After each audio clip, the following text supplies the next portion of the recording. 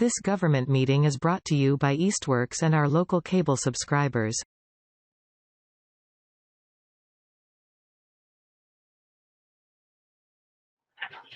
It is 6:01. I will now call to order the October 17th meeting of the Easthampton Conservation Commission. This meeting is being recorded.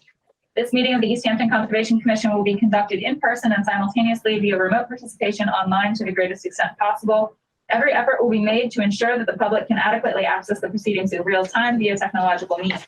In the event that we are unable to do so despite best efforts, we will post on the City of Easthampton website an audio or video recording, transcript, or other comprehensive record of proceedings as soon as possible after the meeting. Should an interruption occur in which the online meeting ends abruptly, both the in-person and online meetings will not be restarted, and all agenda items will be automatically continued to the next scheduled meeting. Are there any public concerns or non-agenda items? I have not received any.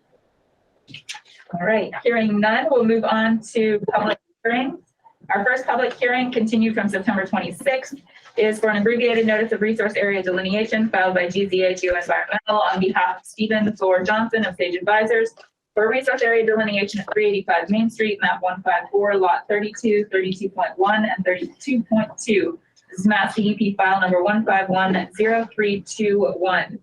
At our last meeting, we had discussed the ANRAD and decided to request a peer review of the delineation, and we have received 4 proposals from BSC Group, Stantec, SWCA, and LEC.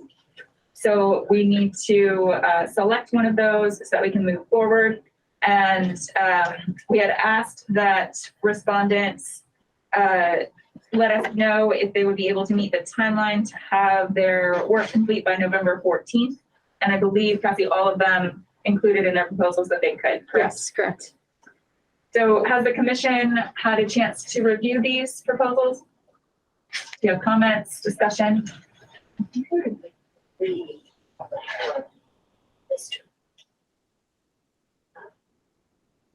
One of them was locked and you couldn't print it. Yeah, the Stantec one didn't want you to print. I printed a copy here. Julie's got it, but What was the price on the Stantec one? 5,000. Yep. And it had a typo. oh, I did see that. And also on the form, they didn't include their hourly rate, but I was able to call them and they explained that it would be $166 an hour. So for the benefit of everyone, I'll just recap the prices briefly. So the BSC Group was the lowest. It was $38.80. Oh, and that is a not to exceed budget. Stantec was $5,000. It was explicitly not a not to exceed budget. SWCA's was $63.35, not to exceed, and LEC's was $14,000 and explicitly not a not to exceed budget. So a wide range, obviously. I did notice that I believe BSC and Stantec both assumed 1 day for the review. I don't think that SWCA specified how much time they were budgeting, but it was a not to exceed price.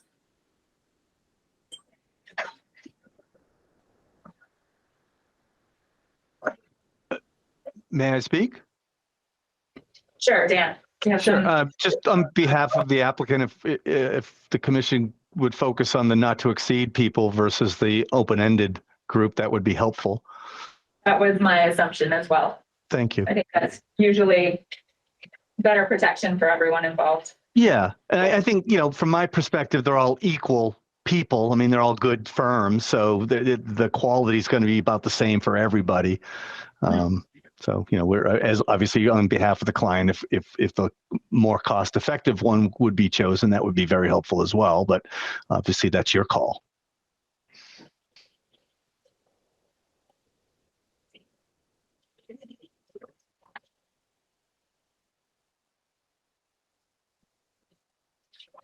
Did anybody have comments on either of any of the proposals? But in particular, I think we're probably looking at SWCA or BSC. Is the not to exceed prices? I don't know. I don't know anything about either firm, and I used to yes, professional, unless you guys know something about them as firms. No. That would make you Need more than one week. Because one of them said a remote and a physical. I can't remember which one it was. I think BSC said they would attend, but I could be wrong. Yeah, they did say they would attend one remote meeting, and I believe that was attendance at one meeting was part of the proposal, correct? That's Jesse? correct, yeah. Or part of the RFP, I mean. Mm.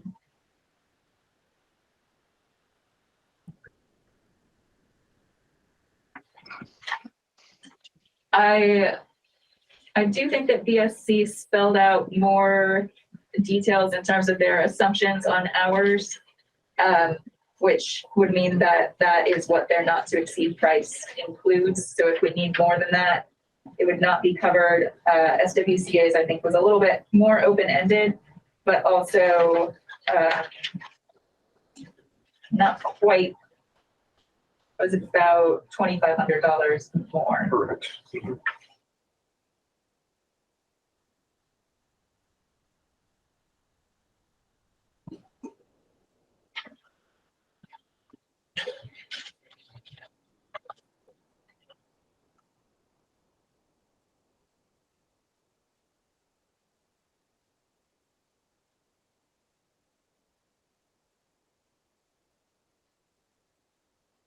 And Dan, can you confirm all of the flags are still out there, right? I can't remember when your delineation was conducted.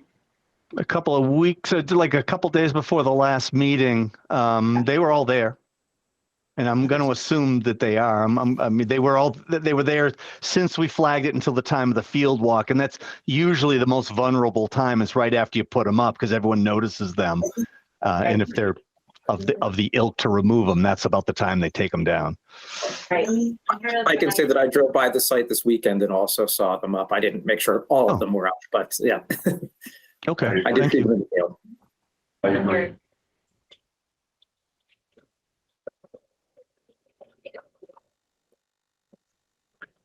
Any further comment or input from the proponent in terms of the choices before us? I would just second what Dan said. Yeah, absolutely. Sticking to kind of the limited ones and hopefully the most cost effective to move forward if they're all equal. Yeah, I would go with his recommendations. So I guess I would say, if you would please choose BSC Group because they're going to be the most cost effective from our perspective. If you're comfortable with their proposal, I think their work quality is the same as, like I said, all four of them have equal reputation. So I don't think we're going to get any different quality from either any company. The named applicant agrees. But yeah, I'm not seeing anything, and I didn't note anything earlier that stuck out as being a differentiator between the scopes. So I'm comfortable with BSC if no one has any further thoughts. Isn't the BSC the one that had like a special scientist? I think there are PWSs involved on the teams of all of these, so not a big differentiator there. Also, since it's verifying the delineation versus the new one. Is it more okay to go with the most cost?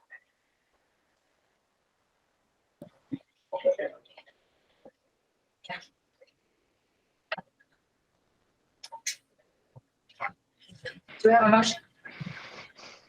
I'll make a motion that we approve a BSC group for the peer review. Do we have a second? All those in favor, roll call vote. Commissioner Carr? Aye. August? Aye. Weeks? Aye. Ryan? Aye. Motion passes. So Cassie, if you would please reach out to BSC Group to get a contract in place. Absolutely. All right, I think that is the only item that we needed to take action on for this agenda item this evening, correct? Yes, I believe that's correct. Dan, any further information from your side? Nope. Well, this is all we expected to talk about is you folks selecting the peer reviewer. Excellent, great. All Thank right. you. Then can we have a motion to continue until the November 14th meeting? Motion to continue November 14th. Do we have a at 6 second? PM. Second. All those in favor, Commissioner Carr? Aye. August? Aye. Weeks? Aye. Brian? Aye. Motion carries. So this will be on our November 14th agenda, and we should have feedback from the peer reviewer then. Who seconded it? Sorry. Before we close it off, did BSC Group have in there that we could attend their review? The applicant could have someone there. Is that in there? I don't know if it was on the Stantec one or on the BSC. Yes, they did say commission and applicants may choose to attend the site visits at the commission's discretion. And I don't have any issue with that. So I'm happy to have. Yeah. The only, for me, oh, sorry, Julia, go ahead. Go ahead, Dan, I'm done.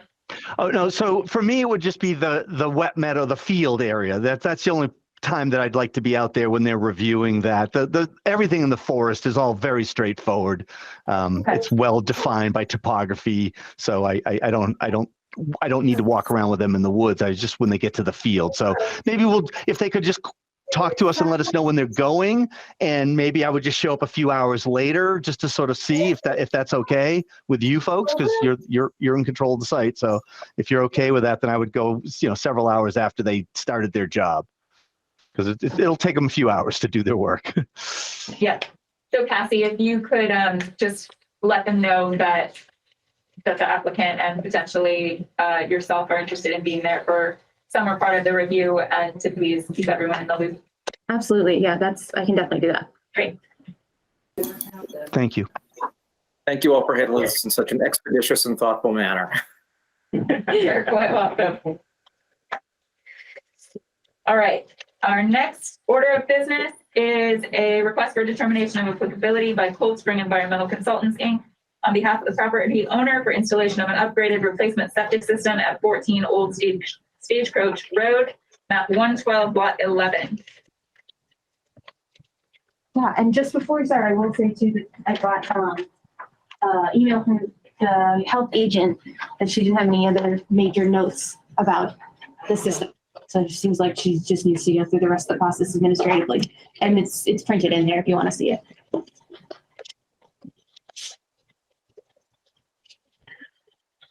All right, yeah, so our health agent said, I have reviewed the plan and have no major issues with it. I have a few questions, but they're mostly just for my understanding. Wanted to let you know that I am all set on the health department side of things.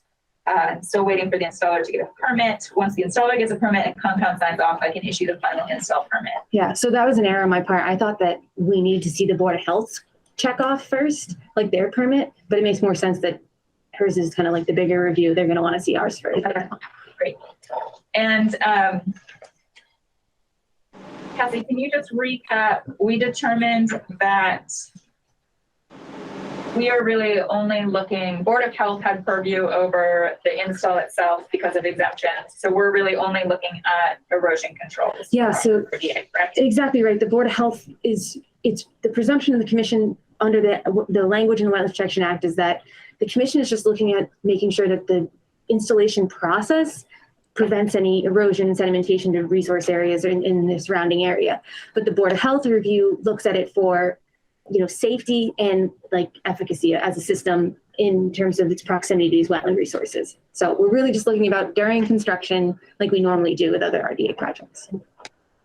And that's because this is a upgrade of an existing system. Exactly.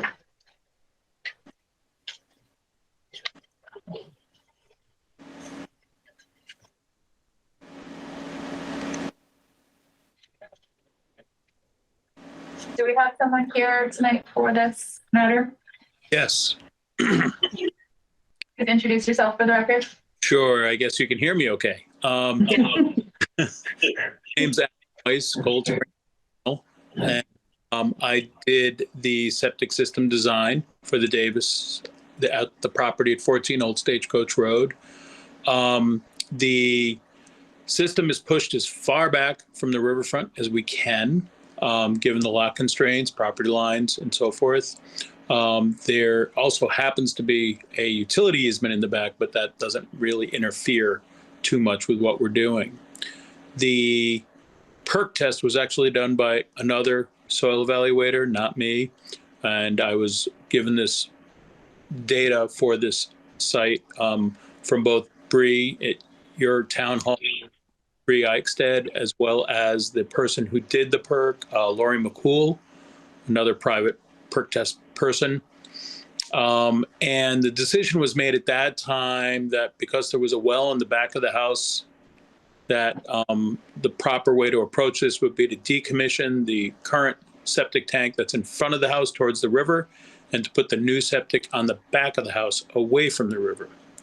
Having said that, there's a well location on the back of the house, so that well will be decommissioned. It's a drilled well, artesian style, so it's a very minimal disturbance to concrete that and mud it up. That would be done by a licensed well driller.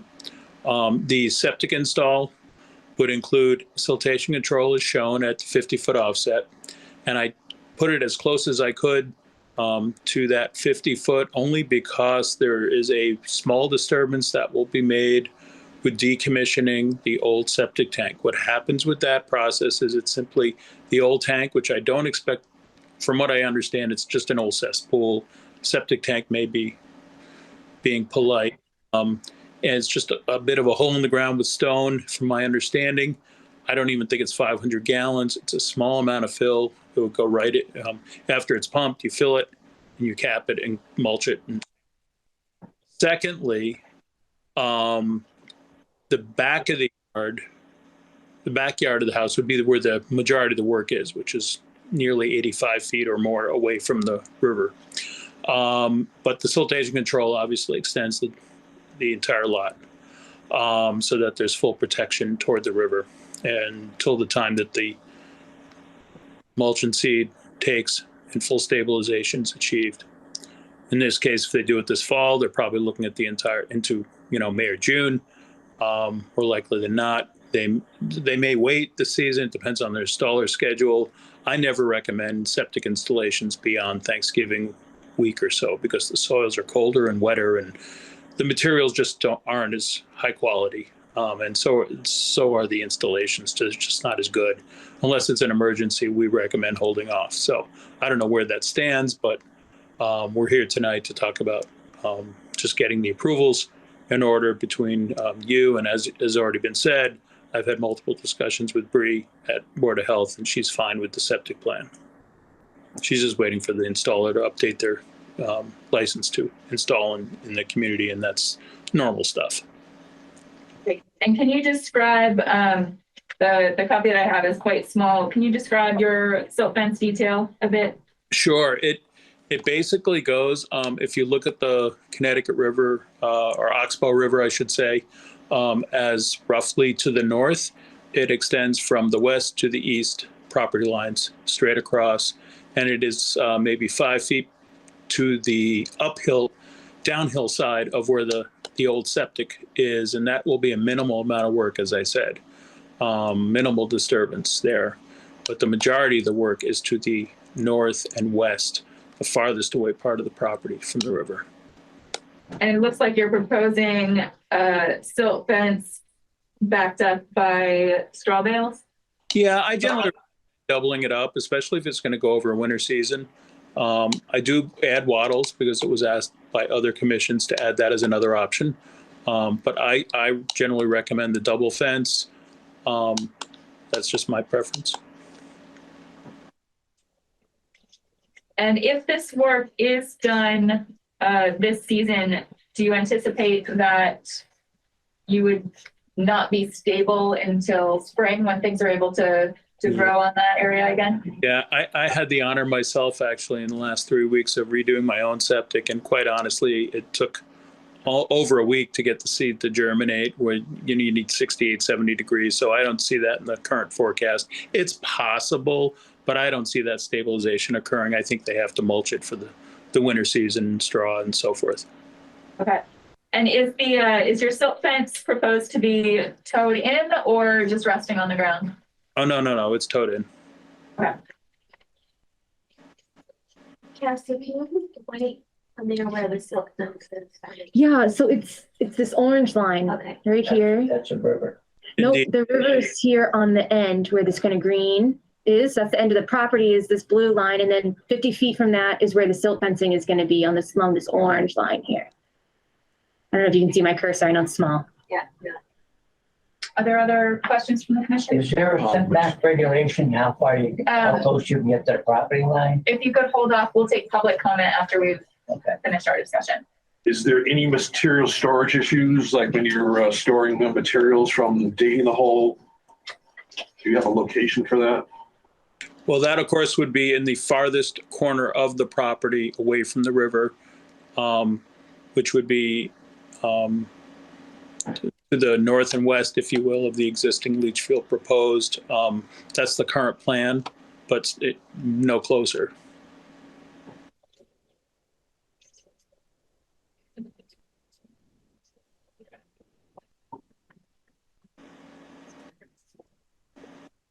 So Cassie, you have pictures. Oh yeah, I can share the pictures from the site visit. Let's see here. Just a second, sorry. When was the site visit conducted? On October 6th. Okay, here. And it sounds like Commissioner August was in attendance. Anyone else? Commissioner Whittemore. Okay. Okay, hold on a second. Let me share my screen.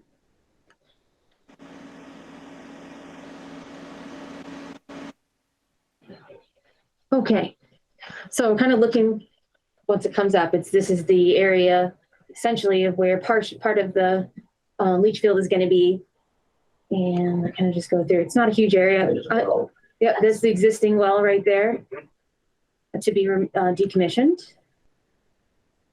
Again, so looking on, the well is kind of just to our right here, Right. and it extends on down, into the background there, the leach field and such.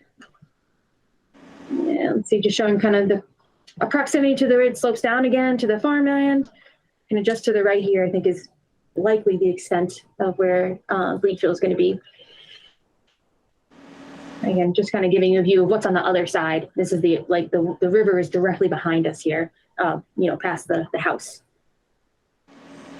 Back towards the other way. So where in there did they want to put soils? On the backside? Put what, sorry? I think you said they're going to put the soils. Oh, yeah. North and west. Alan, have I shown where we were going to Yeah, put it this? would be towards the cornfield, easily said. Yeah, away from the river, towards the cornfield. Okay. And this view, the new system would go between the house and the cornfield, correct? This view, yeah, it's like behind us. From this perspective, it would be behind us. General, I'd be surprised if the piles were there more than a week. Installations usually take under a week. Okay. And the piles stay there. Correct. Okay. Okay, I'm carrying on here. I know it's a little confusing. I'm kind of like spinning in a circle. So the house is to my left. You can't see it here, but it's to our left. The cornfield's to the right. The system would be behind us. The river obviously is even farther to the left from this perspective. The house again. Looking up, kind of showing the whole area. There's the house, the well, where the disturbance would occur in the cornfield. And let's see. So now we're at the other side of the house. There's the proximity to the river.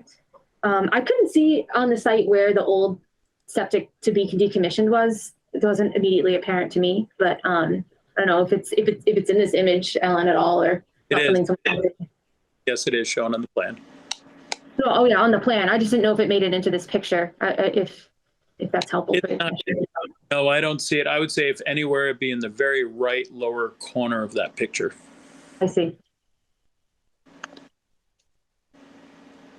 So yeah, just panning around now. So the silt fence is going along those pictures, like what, before those trees? No, I think it would be closer to the house. It's 50 feet away from the edge of the water line is basically parallel to that, if that's correct, Alan. Yeah, there's a buffer there that Kind of like Almost right off the deck. left-hand corner of that. Mm. There's a setback regulation, you know, it's so close to the river. I mean, so there's, I don't know if we want to get into, public comments or there are rules about that. I know. Finish our discussion first. Any further questions or comments from the commission? Where will the new well be, or will there be any? No City new water. well is being proposed as part of this project, I correct? believe there's city water there. city water, that's correct.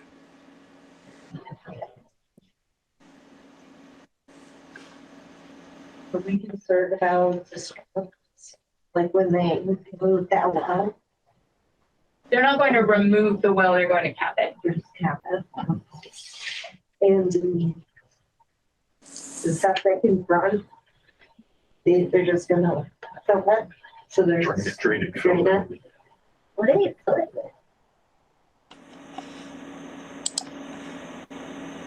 I don't know that much about septic tank filling. What do you fill the old septic tank with? Usually sand, concrete. That's the septic. It requires that you pump it, you crush the top, and then you fill it so that it's not a sinkhole in the future or an erosional issue.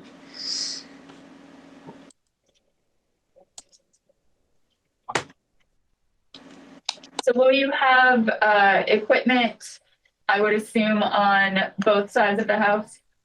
Not really. There would be a mini that probably would come around to the front, but you'd still have that 50-foot silt fence there, and they come around and they crush the top, and then it's simply filled with sand after it's pumped.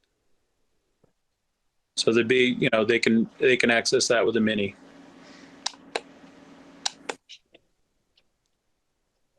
Other questions?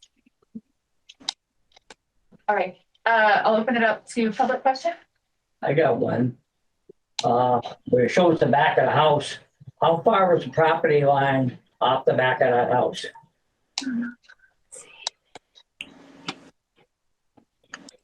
According to the surveyor's map, it was anywhere from 30 to 50 feet.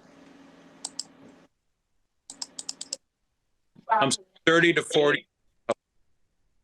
Off the back of this house, how far off the back? About 30 to 40 feet And in which direction?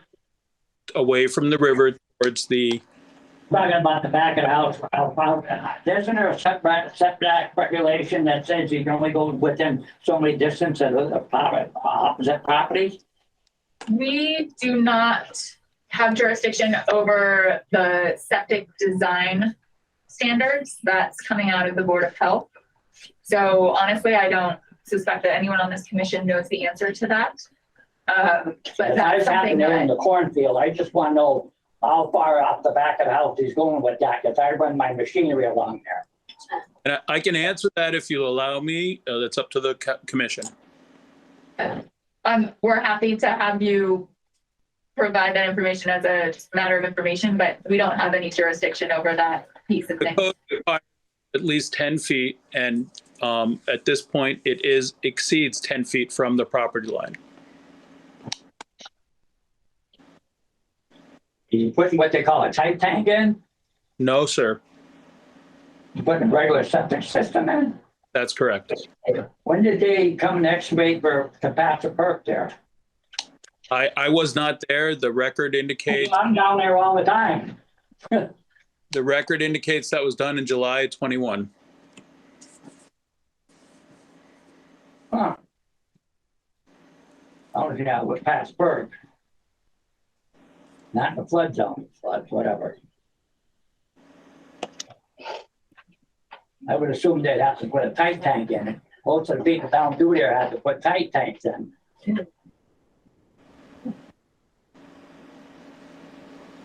So They get them pumped out because of the water. Right. When that river comes up, it don't care where it goes. So that element of the review of like, is it an appropriate system for where it is what the Board of Health is going to review. So Yeah, the conservation. I would assume it had to be a tight tank. The Sure. neighbor that just down the street, Jeremy LaPointe's old place, he had to put a tight tank in. Mhm. Yeah. So they'll be reviewing that. The Conservation Commission here tonight is just concerned about when they're installing it. Are there controls going to be in place that are going to, if it like were to rain or something, all the loose soil won't go into the river?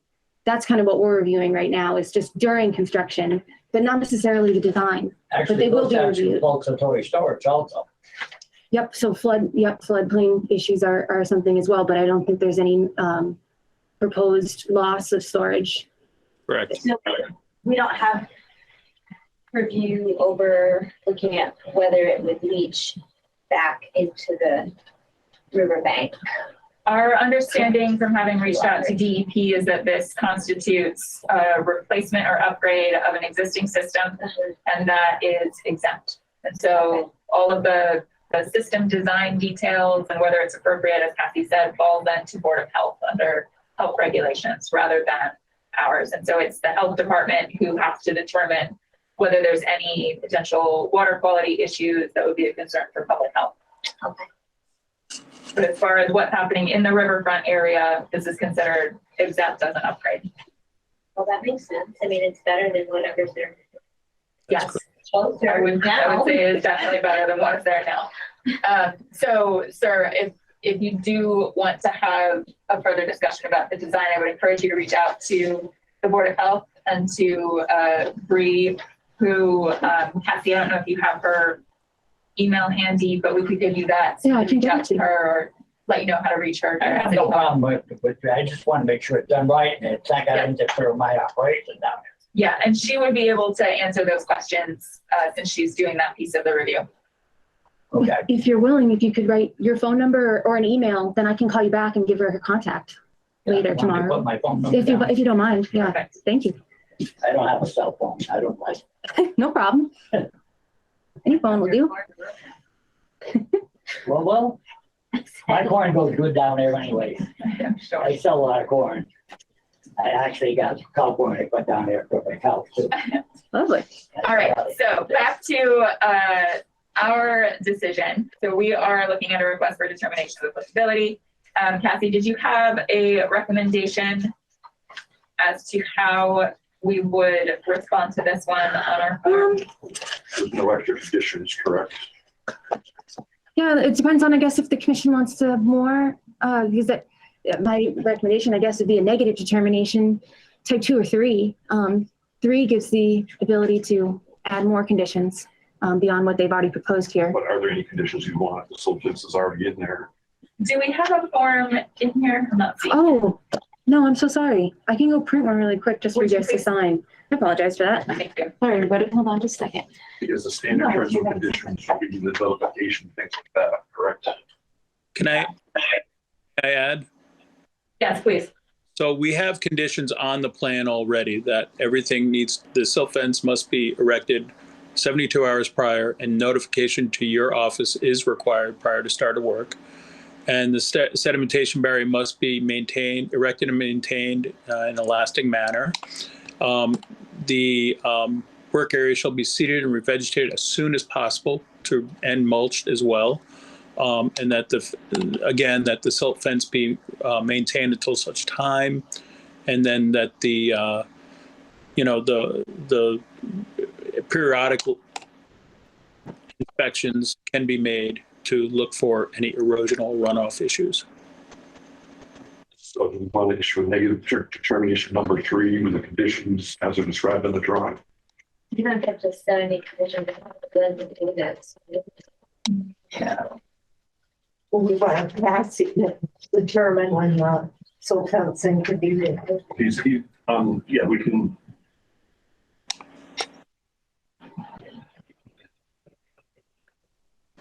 Set the notification when it gets the silt fence in there. Okay.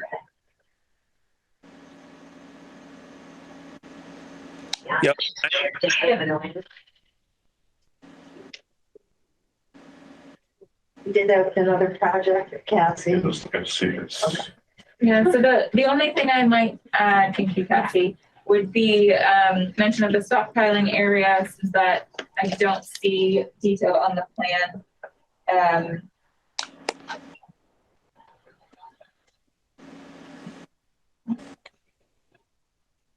Do we know how big of a stockpile you'll have? It'll be very short duration, and it will be on the farthest portion away from, it'll be away from the house. It'll be away from the river. It'll be the closest component would be the cornfield, but it will not be over the property line. And like I said, I don't expect the size of the pile. the size. I'll give you a volume because I know how much will be excavated. You're likely, talking about.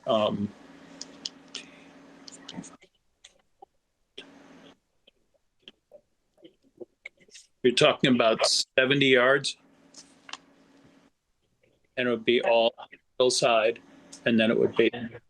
They're going to have to truck some of that out because by the time you put in the pipe and the stone for the leach area, that's going to be reduced by about 40%. So it's probably only about 40 to 50 yards total. Very temporary. So I do think that we really only have the number 2 negative determination option, I think, because we are within an area subject to protection under the Act, being with the riverfront.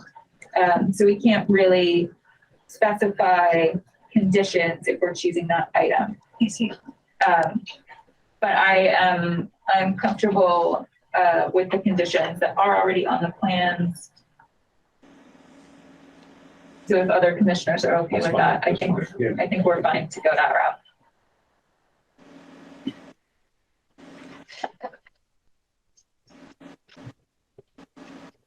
Really care to make a motion? I'll make a motion to have a negative determination number 2. Do we have a second? I'll second. All those in favor, roll call vote. Commissioner Clark? Aye. Commissioner August? Commissioner Weeks? Aye. Commissioner Ryan? Aye. Motion carries. So we will fill out, can I use somebody's pen that is a more normal color? Yeah, and I can type it in nicely. Great. So just that. Is she putting a regular septic system in with a leach field and everything? That appears to be the case. Is she putting a regular system in with a septic system, leach field and everything? That's a pretty tight area. Okay. Yeah, so like I said, the Board of Health meets about it.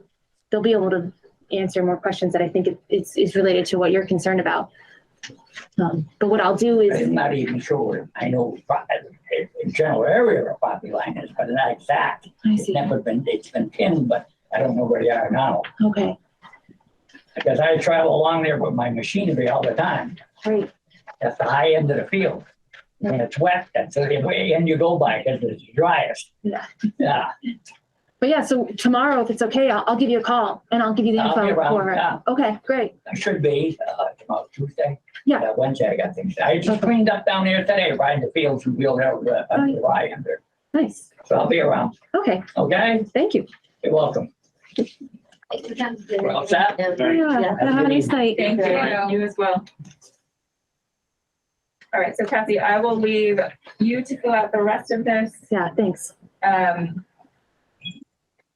And then we'll get this sent out to you by certified mail, Ellen.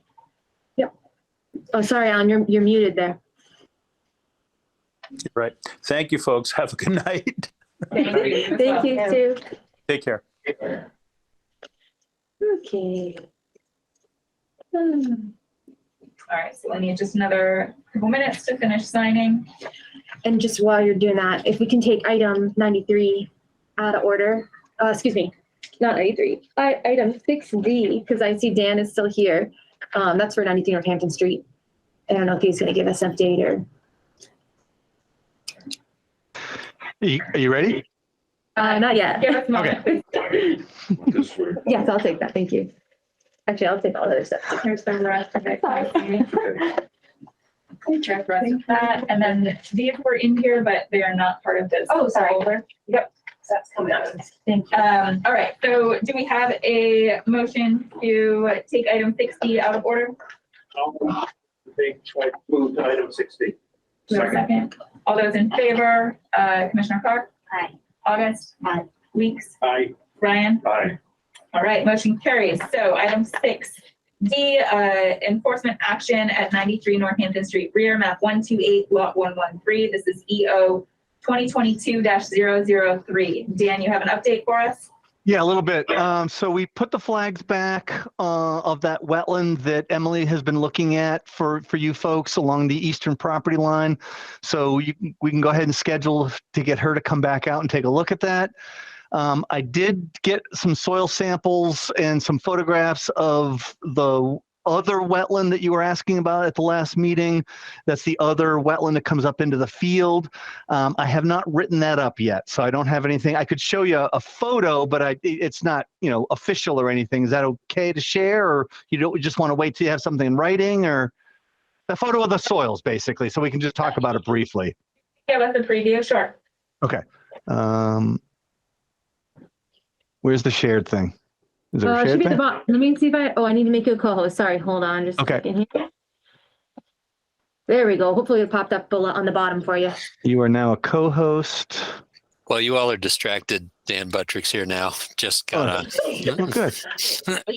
Yeah, I was gonna say, I'm sorry, Dan, that I haven't been giving you an option to vote, but I presume you just joined. Just joined. I didn't. Excellent. Okay, Cassie, I don't know what I'm supposed to hit here. Okay, at the bottom, Yeah. there should be a hand, and then to Yeah. the right of the hand is a square with an arrow in it.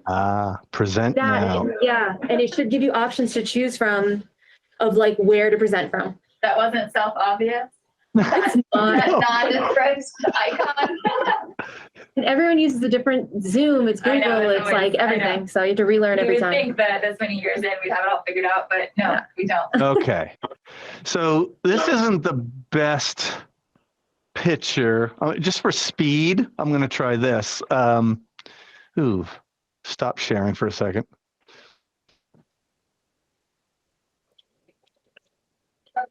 You're still there. So what happened? We are not seeing Okay. your. Just Let for me try which hitting way? you. What's the best way it's going to be to see this? So that's very what- unofficial. So here's the stream on this side, the intermittent stream, and here's that one wetland that comes up into the field. I just want to sort of show you the dot. Right on the interface of the field and the wood line is where I did the soil sample. And let's do tab. Nope, that doesn't work. Are we on the side of the field that is closest to the isolated wetlands or the opposite side? Opposite way, to the stream, to the intermittent stream. Okay, so share this. So here's a soil sample. Beautiful soil, isn't it? So what you have to understand, and this is just unofficial right now until I put it in writing, just so you guys can see, the auger is placed, this marker here is 12 inches, 16, and 20 inches. This is the topsoil on this side. This is the subsoil over here, okay? So this is the top of the profile, the lower part. And I'm gonna zoom in for a second. Right in this area, so just under the 12-inch, like 10 to 12 inches, there's a little bit of a reduction layer with some high chroma, this darker brown area, but it's limited to about a 2-inch area, which is very common in what's referred to as a plow pan.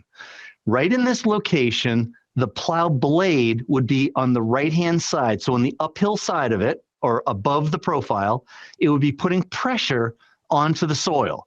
And so usually 1 or 2 inches just below where the plow blade cuts through is compressed and quite often exhibits wetland characteristics.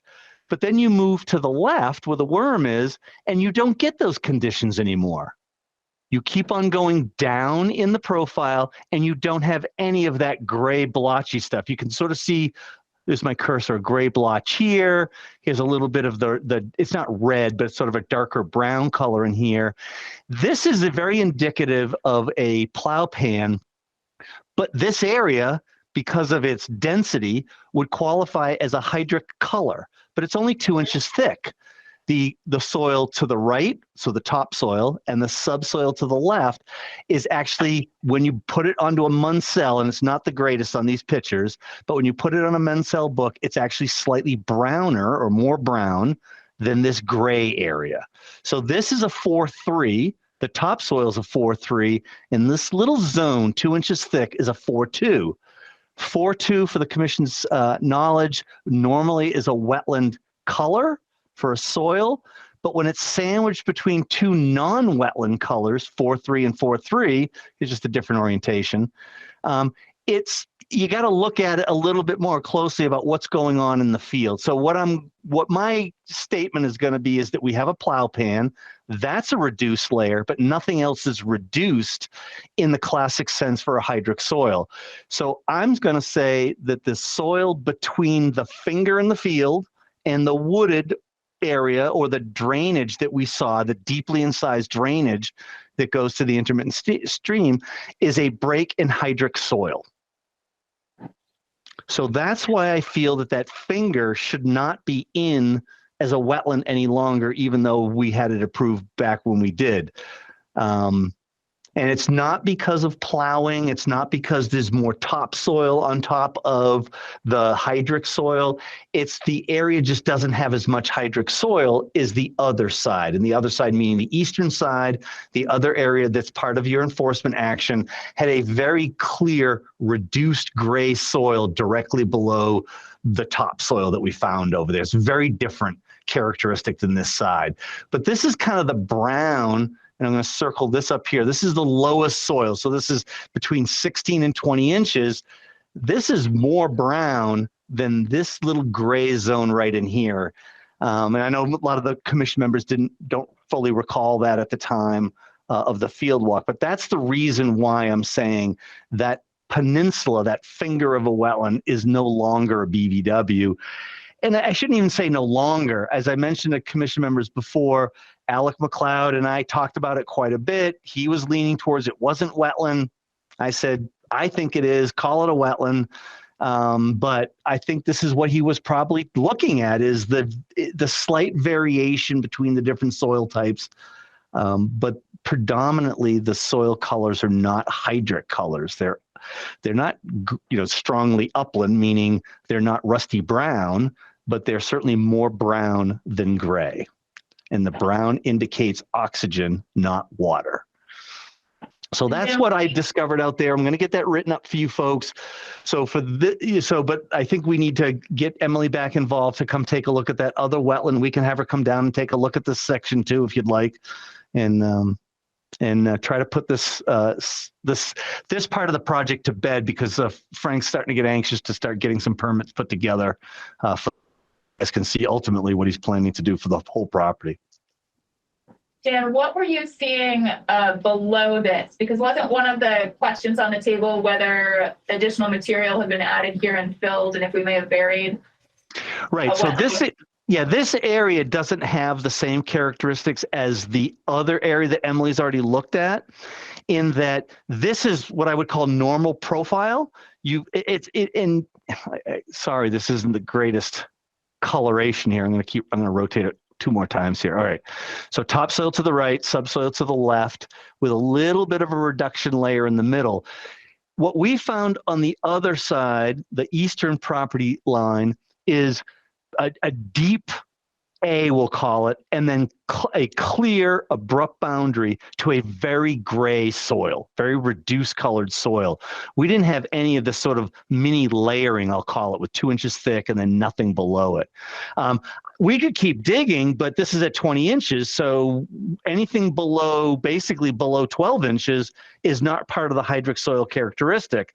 But the reason I'm showing it to you is it's becoming less wetland or less hydric below this 2 inch zone. And when you have discontinuous modeling was the phrase we used years ago. We now call it redox. When you have discontinuous redox, means you have discontinuous hydrology. The reason this 2-inch layer is more gray, and I'll zoom in again, a little bit more gray than these other areas, these blotches of gray and darker brown, is because this area is compressed by a plow blade. And the other areas are not. This area is affected by a plow blade, the topsoil, but the weight of the blade is pushed against this area. So you got to imagine And but my question is if you're seeing any evidence of a buried A below this. No buried A. Nope. Okay. No, I think this is just an anomaly based on the plow pan. That's the phrase plow pan, but I'm not seeing more reduction or a buried A down deeper. Okay. All right. Thank you. We'll look for this in writing. Okay. Thank you. I'll stop sharing. Thank you for that. So I guess continue this till the next meeting. I don't know, how do you want to arrange the time for Emily to come out? I guess you just have to reach out to her. Yeah, are you gonna like lead coordinating with her? Do you want me to reach out to her? What's easier for you? Does it make sense for you to just talk to her directly? If you guys would let me, I'll give her a call and tell her we have the flags up, and then we can let you. I mean, I'll CC you, Cassie, all the time, so you see the conversation. And then when she sets a date, the commission will know that date that we're going to go out there, and you guys can decide to come out or not, whatever that is. Is that okay with you guys? Or that would be fine as long as we're CC'd and in the loop on all the communication. Okay. Yeah, but the flags are up. I got to put about 5 more up, but basically the bulk of it's up. And I just want to give you an update on that. Thank you. Thank you. Okay, so we'll just continue the next meeting. I don't think we need to vote or anything. No, like that. I don't think Good. Okay. All right. Thank you all. Good evening. Thanks, Dan. Good night. Returning to regular order. I have another one to do out of order. So the next one I'd like to request is item 8P, which is the 99 Mount Tom Avenue, also known as the Cherry Street / Brickyard Brook Restoration Project. All right, and I do need to recuse from this one. So Jay, can you please take over as chair? Sure. Thank you. So a motion to take that one. Yeah, motion to take, was it 8P out of order? Second.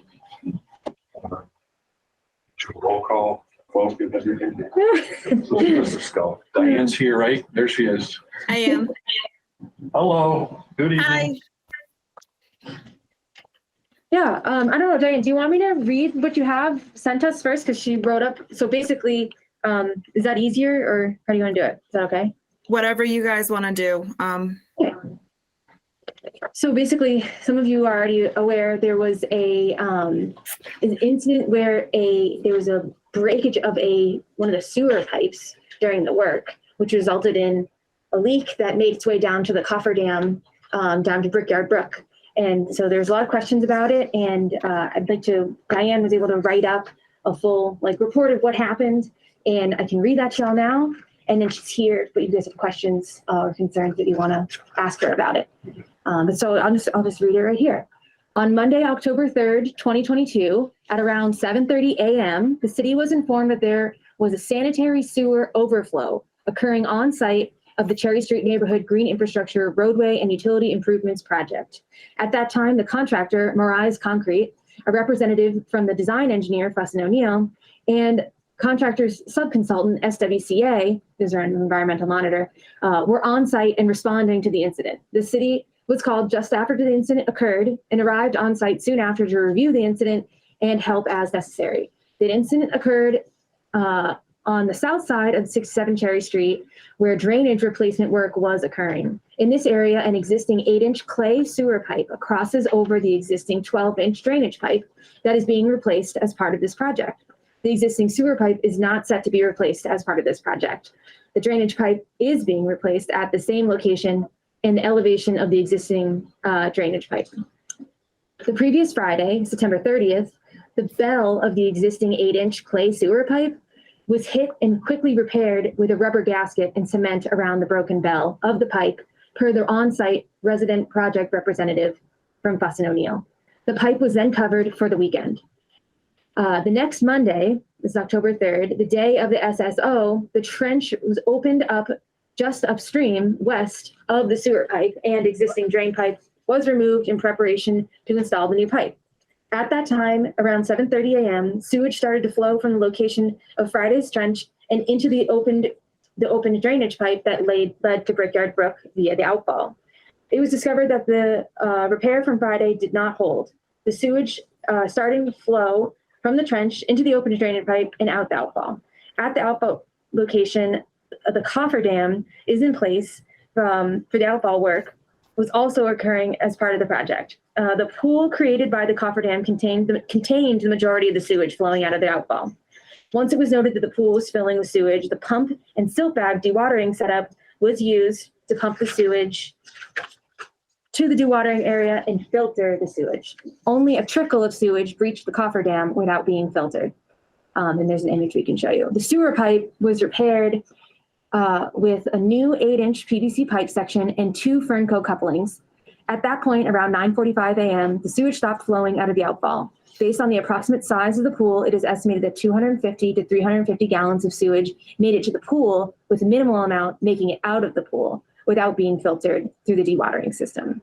Prior to removal of the cofferdam, they're requesting that the contractor clean the material that is built up in the pool behind the cofferdam. DEP's SSO division, EPA, and both the conservation agent and the Board of Health agent were all notified of the event on October 3rd. The Board of Health agent helped as per the Massachusetts general law with alerting the public of the SSO through posting of the website, at the site incident, and a reverse 911 call. An excerpt from the report from SWCA Environmental Monitor reads that on Monday, October 3rd, 22, during excavation, it's kind of the same. I don't know if I need to read it, but there's a bunch of figures and I'll pass them around if y'all want to look at it. But does anyone have any questions about that? I know there's a lot to read, but. What you sent around was clear. Okay. Yeah, I read it before we got there. Okay, good. And the pictures. Yeah, so I reached out to DEP and they felt like this was a good, they don't have they didn't have any other specific recommendations of anything else to do, frankly. It was great. I think it was hard based off of what had gone out in the emergency alert, that it seemed like 250 gallons of sewage had gone straight into the brook, but that is not the case. So, yeah. Yeah, it really was like a trickle, because the good thing is SWCA was on site and they were actually down in the outfall area at the time of the occurrence. So they got that pump going minutes after. So that pool was not at that highest point that you're seeing in the memo for very long at all. Dan Buttrick, any questions? Just wondering if you think there'll be other instances in the project where you might come across something like this, or is this unique and probably the only one?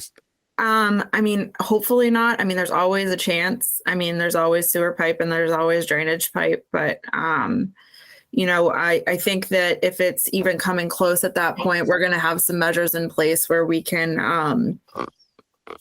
I think this is the biggest instance where we're going to have the issue, because the big thing is that is the main one of the main trunk lines for the sewer for a lot of neighborhoods. So that's actually getting a lot of flow, as opposed to if it did happen to happen upstream, that should only be getting maybe a house or two of flow when it's happening. It shouldn't be a stream of flow. It would be just like someone's flushed material or whatever.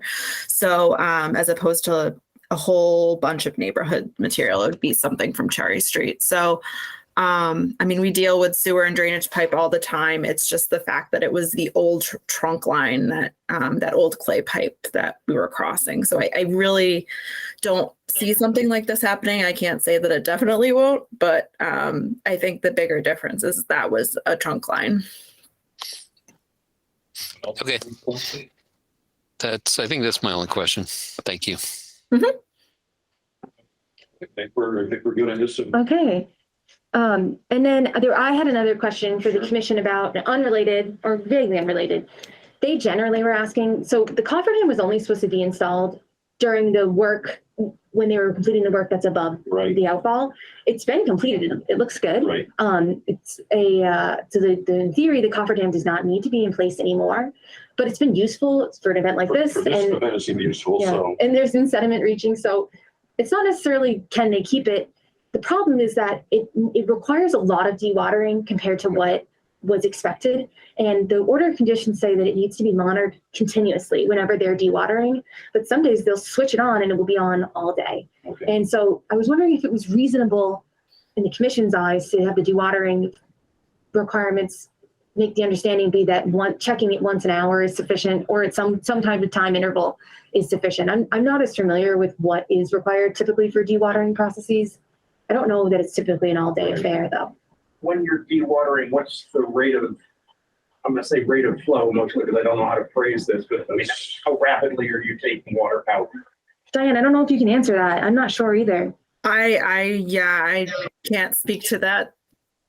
It seems like, agreeing to, once every period of time makes sense as long as that in some sense matches the volumetric process that's going on. I see.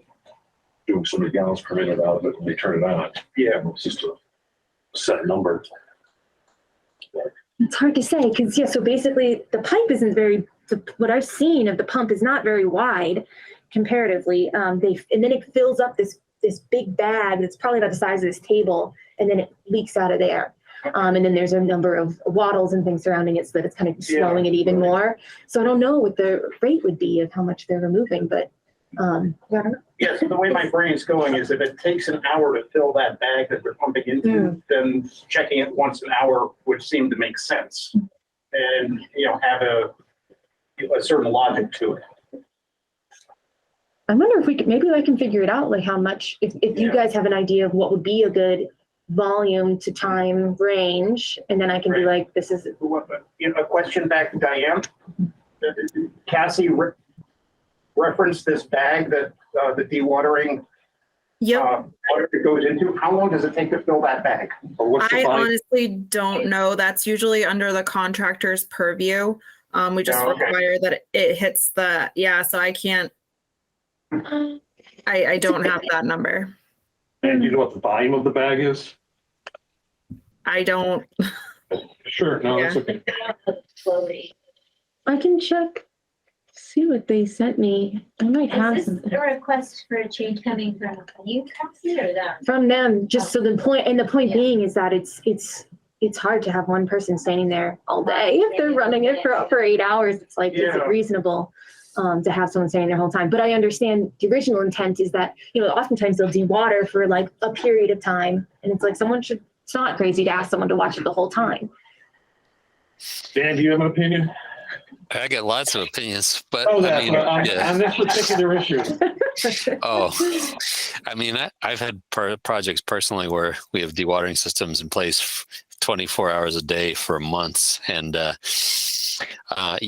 can, I think, checking on it, like, especially because there is the dewatering bag in place, the contractor is not going to want to let it run dry or, get stuck in the mud and start pumping too much sediment, because then it wears things out like fast. So it's kind of in their interest to check on it periodically. And,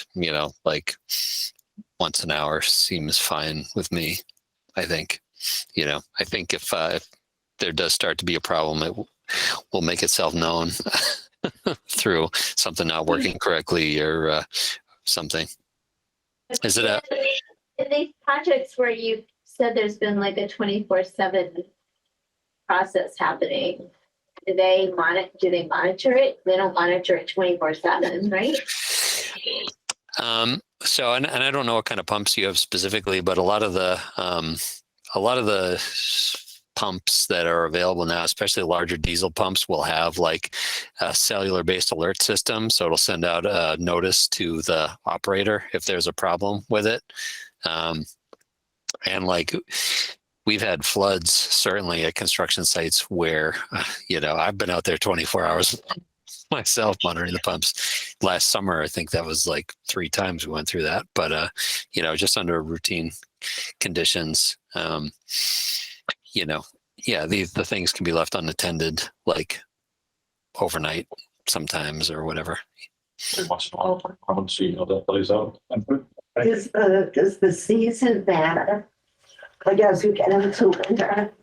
I think there's just seasons where it's more likely you'll have these big rain events where you want to be running it all the time, because with the way that the cofferdam's set up, it's catching all this sediment that's in this water. It's kind of trapping it there. But if you're not dewatering, then it just overtops. It's not doing much more anymore. I mean, it's great that it's stopping it. And sometimes I think it's possible that the flow of the water will get high enough that it's coming over on both sides, but at least you're still dewatering some of it.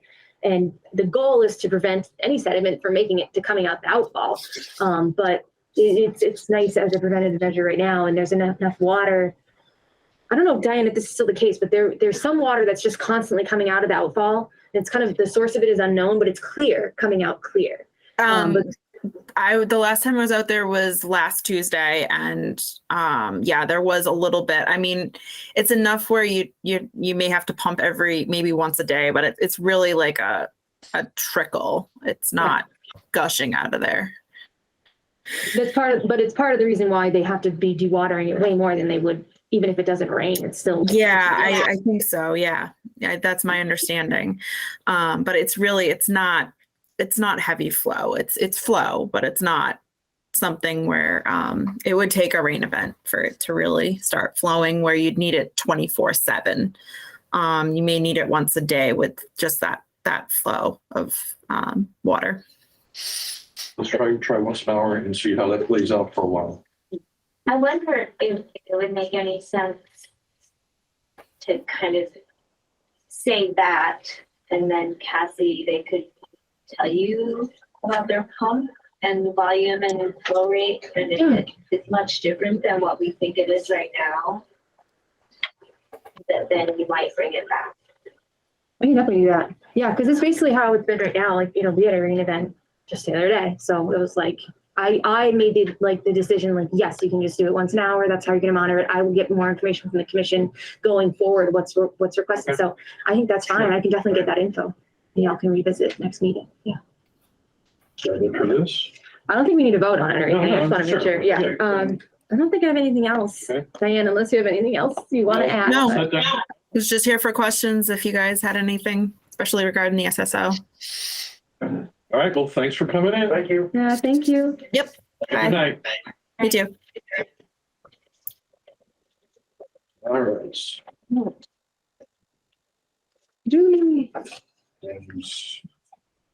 Back to normal order would be enforcement actions, right? Yes, sir. Yes. Okay. Back to item 6, enforcement action. Cassie, were there any other updates? I have one more. So this is from October 6th as well. Commissioner Abbas sent me some images from 10 O'Neill. And I don't know if you had any particular notes about it, but I just we talked about it briefly. I think we just kind of left it last time. They're still mowing like this little 10-foot, I think like 10 feet strip. The old pictures look the same as the new pictures. Yeah. So they're still mowing that area. And I guess the commission kind of, just not. yeah. But not as deep back as they were when they were parking cars. And you didn't see any cars parked there. No, there are no cars, but in the upper corner, the ground looked like it was all dusty.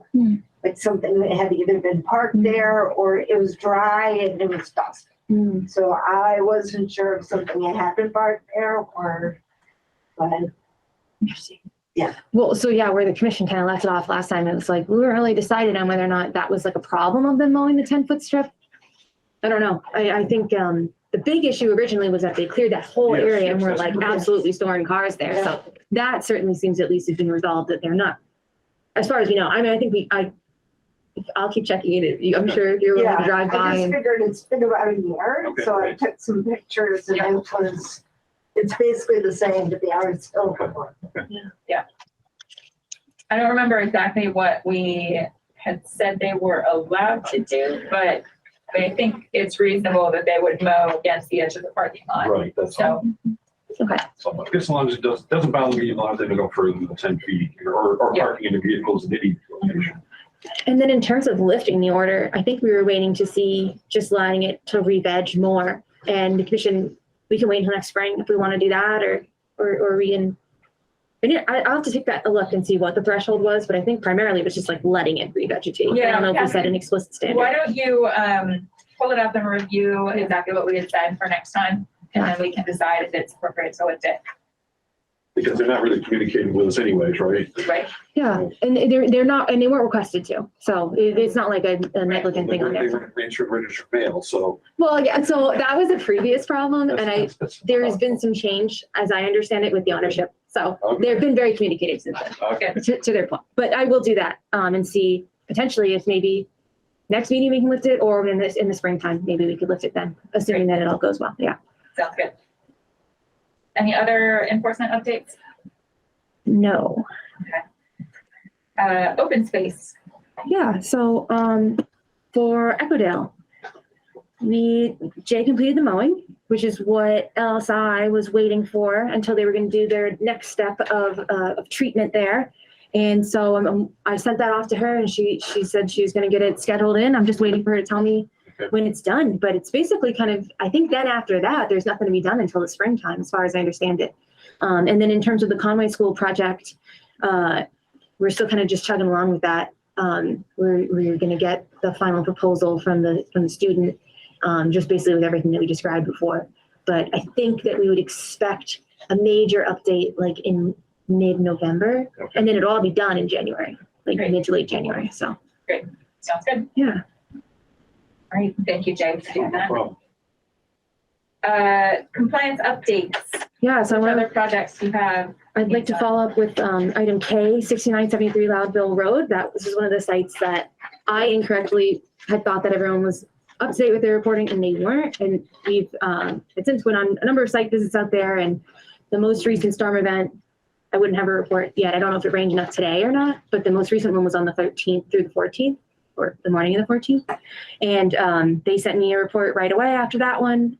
They had made their fixes before. They sent me a report after this rain event. The majority of them were successful, but there seemed to be, it was just like a lot of water, I guess. There were some spots in the pictures you could see there was just a hole in the silt fence, and the water was just coming through. So they told me they were able to fix those the next day. So I'll wait to see how it fared in this rain event today.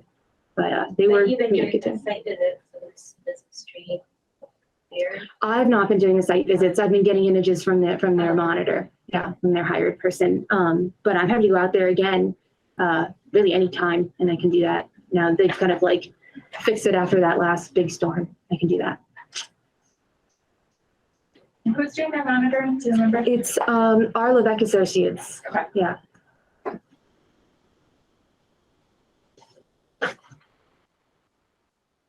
Yeah, I can definitely do that. Okay, and that's all I had for that. We already went over 99 Mount Tom. And any additional questions for that? Then the next one was 50 Florence Road, similarly, same situation. They've been following up with them. They've made a number of changes, and then I was waiting to see how all that fared in this last rain event. They sent me their report as well in a timely manner, and it seemed to be that everything was working well. One of the pipes had sediment coming through, but they were saying it was originating off-site, and it was just like there's sediment water entering the site from I don't know what, which I've seen on other construction sites before, so it's not so crazy, but I'll just do another site visit for them too. So. Okay. Where did we land on the modification for that crossing? I don't remember where that. Oh, sure. The first crossing?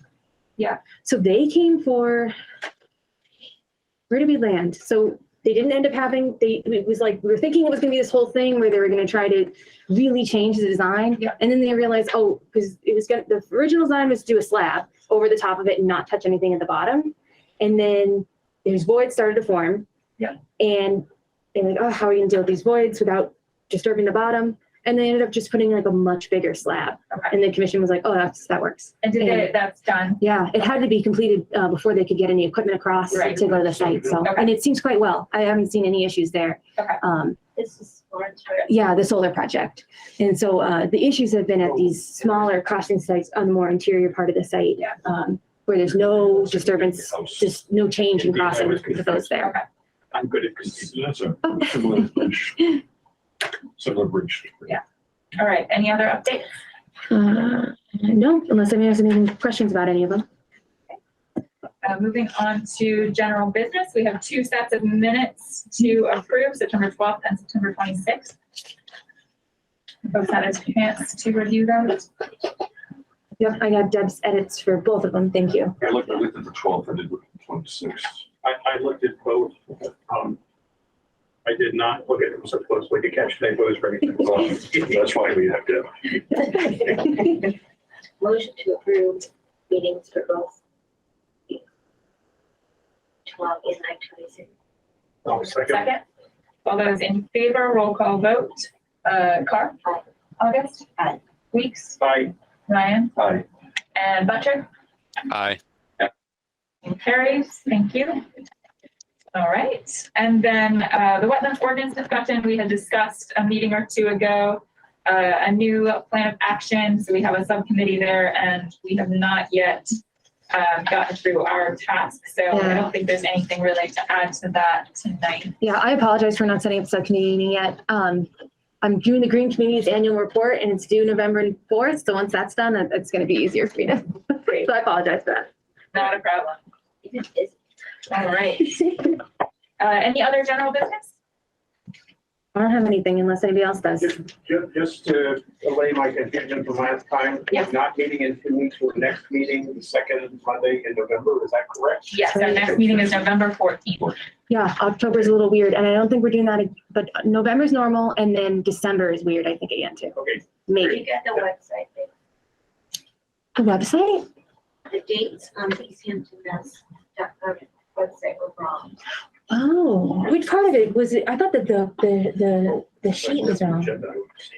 Like the sheet with like the gray and white like line where it just shows all the dates for the year, or was it somewhere else that it was wrong? I'm sorry. I know you told me and I forgot to. So I'll check it out and just see what I can find. Now at the next meeting, I'll bring a draft for the next year's schedule. Put it on the agenda. While I'm thinking of it, I most likely will not be able to attend the November 28th meeting. Okay. I think we'll still be traveling post Thanksgiving at that time. And when are we meeting in December? I want to say, I couldn't say. It's some teen number, like the 12 or something. Yeah, I don't know. But yeah, if people find out that they're not going to be available for the meeting on the 28th, just let me know. And we might not have quorum. I think that happened last year, so we'll see what happens. But It's a fucking time of year. Yeah. Cool. All right. If there's no further business, do we have a motion to adjourn? Motion to adjourn. Do we have a second? I'll second. All those in favor? Commissioner Fox? Aye. Commissioner August? Commissioner Weeks? Aye. Commissioner Ryan? Aye. Commissioner Buttrick? Aye. All right, motion carries. It is 7:18 and we have now closed the meeting of the Easthampton Conservation Commission. Our next meeting will be at November 14th, 2022 at 6 p.m. Okay, Thank you. Stop the recording. This government meeting is brought to you by Eastworks and our local cable subscribers.